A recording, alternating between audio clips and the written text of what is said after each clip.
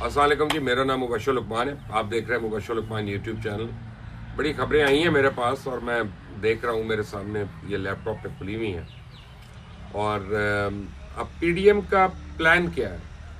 कुछ लोग कहते हैं पीडीएम ख़त्म हो गई, कुछ लोग कहते हैं पीडीएम अभी हरकत में आई, कुछ लोग कहते हैं कि हुकूमत जो है वो बहुत फोर्सफुल हो गई है और अब छोड़ेगी नहीं अपोजिशन को, और कुछ लोग कहते हैं कि हुकूमत के अंदर इतनी दरारें हैं कि वो किसी ऑपोजिशन का कुछ नहीं कर सकते। लेकिन मैं आपको बताऊं कि ये महीना जो मैं आपको 1-1.5 महीने से कह रहा हूं, ये महीना जो है ये प्रॉब्लम्स का महीना है और ये सियासी टेम्परेचर जो है इसके बढ़ने का महीना है। अब पीडीएम जो प्लान बना रही है उसमें सबसे पहले जो प्लान है वो ये है कि खुदा हाफिज Usman Buzdar, goodbye mister Buzdar.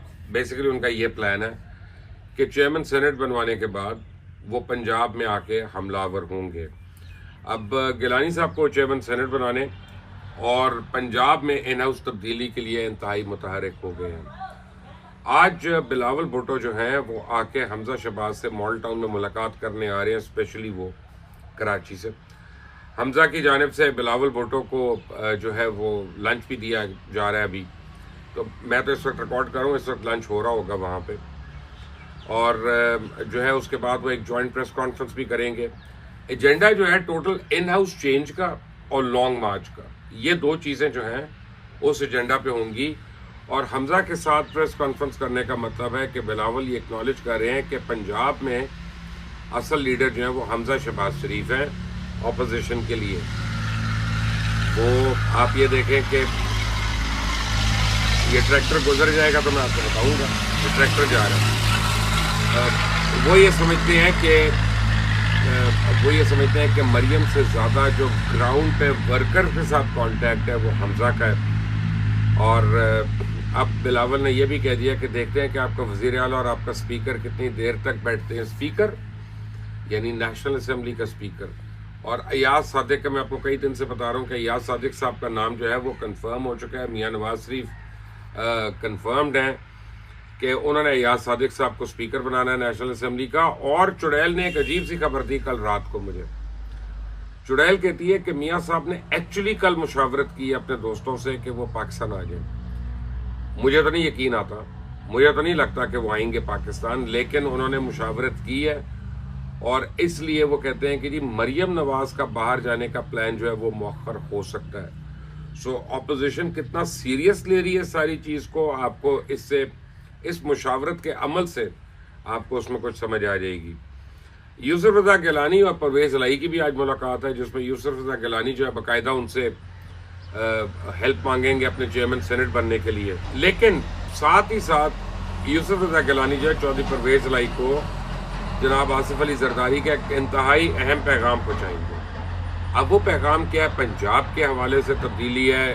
Parvez इलाही साहब सबको पता है कि वो बनना चाहते हैं वज़ीर आला पंजाब के, और तो वो क्या उसके लिए उनको सामने लाया जाएगा या उनको बताया जाएगा कि एक और कैंडिडेट से वो एग्री करें।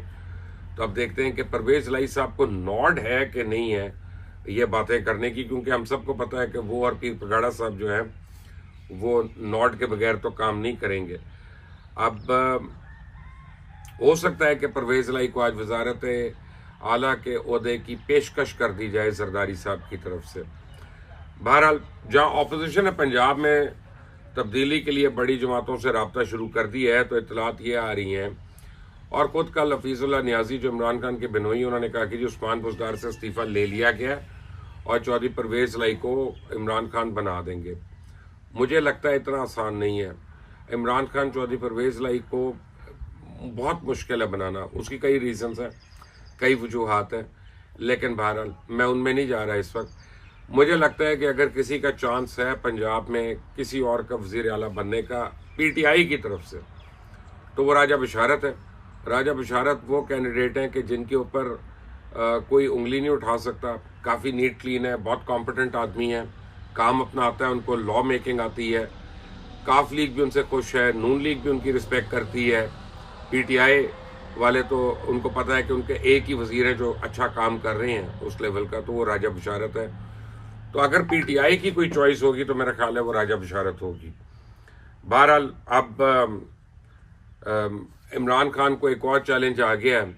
उन्होंने वोट ऑफ कॉन्फिडेंस तो ले लिया है, लेकिन अब उनकी जो इत्तेहादी जमातें हैं उन्होंने आर्म ट्विस्टिंग शुरू कर दी। जैसे MQM कहता है जी हमें डिप्टी चेयरमैन बना दें। इस तरह BNP जो है, बाप जो है, उनकी क्योंकि 12 सीटें हो गई हैं तो वो कह रहे हैं अब हमें इतनी वजारतें दे, विफाक में इतनी वजारतें दे और सूबे में इतनी वजारतें दे। तो अब इमरान खान को दोबारा गठजोड़ करना पड़ रहा है, मुशावरत करनी पड़ रही है अपने साथियों से कि इन सारे मसलों से चेयरमैन सेनेट के इलेक्शन से पहले इनसे किस तरह से निपटा जाए, क्योंकि यही टाइमिंग है जिसे वो प्रेशर डाल रहे हैं। अब अली जफर साहब जो हैं, जो सेनेटर बने हैं, बैरिस्टर अली जफर, और उनकी तो अपनी तो ख्वाहिश होगी कि उनको लॉ मिनिस्टर बनाया जाए, लेकिन फ़रोग नसीम जो है वो किसी तरह भी किसी को लॉ मिनिस्टर नहीं बनने देंगे। अली जफर को सुना है कि उनको पार्लिमानी अमूर की वजारत ऑफर हुई है जो उन्होंने डिक्लाइन कर दी है। और बाबर अवान साहब इस वजह से बहुत ही दुखी हैं, क्योंकि अभी पार्लिमानी अमूर को बाबर अवान साहब देख रहे हैं, उनको सेनेट का टिकट भी नहीं मिला और वो समझते हैं कि उनको लेट डाउन किया गया सीरियसली PTI की जानिब से। लेकिन इसका जवाब तो PTI और उनके मुख्तदर हल्के दे सकते हैं। लेकिन आने वाले दिनों में Ali Zafar will be a very strong contender for the law ministry और will be a very good contender by the way. अब MQM जो है वो वजारत भी मांग रही है और डिप्टी चेयरमैन का ओहदा भी मांग रही है। मुत्तहिदा खुद तो मानती नहीं है, वो तो कहती है हम नहीं मांग रहे, लेकिन चुड़ैल कह रही है कि वो मांग रहे हैं। और मुत्तहिदा ने हुकूमती इत्तेहाद छोड़ने का इशारा भी दिया हुआ है अगर उनकी बातें ना मानी गई तो अब देखते हैं कि MQM को क्या मिलता है। दूसरी जानिब असद उमर और हमाद अजहर की उम्मीदों पे पानी फिर गया है, क्योंकि प्राइम मिनिस्टर कहते हैं हफीज़ शेख ही फाइनेंस मिनिस्टर रहेंगे। तो हमाद अजहर खुश थे कि जी शायद उनका कुरा निकल आएगा या असद उमर वापस आ जाएंगे, लेकिन प्राइम मिनिस्टर ने कह दिया कि no matter what, Hafeez Sheikh will remain the finance minister of the country. अब ये अलमिया है कि एक आदमी जो अपनी सीट नहीं निकाल सका, वो इस मुल्क के तमाम मुआशी भंवर से निकालने का दावा कर रहा है। लेकिन ट्विटर पे कल से ANP के रहनुमा मियाँ इफ्तिखार हुसैन ने बड़ी एक अजीब सी डिबेट शुरू कर दी है। मियाँ साहब कहते हैं कि जी इमरान खान को 178 वोट मिले हैं, जबकि तहरीक इंसाफ और इनके तादी अरकान की असम्बली में जो तादाद है वो 180 है।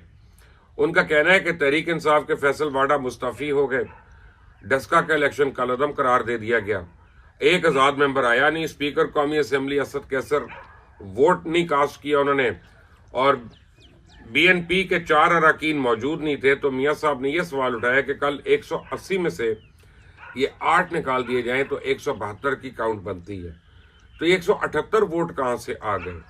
उन्होंने मुतालबा किया कि इन गलत आदाद व शुमार का फौरी तौर पे इसके ऊपर तहकीक होनी चाहिए। लेकिन अगले 2 घंटों में मेरा ख्याल है कि काफ़ी टेम्परेचर जो है पॉलिटिक्स में, पॉलिटिकल लैंडस्केप में बढ़ने वाला है। ज़रा बिलावल की और हमजा शहबाज की प्रेस कॉन्फ्रेंस होने दें। और मैंने आपको कहा था ये मार्च का महीना सुकून का महीना नहीं होगा।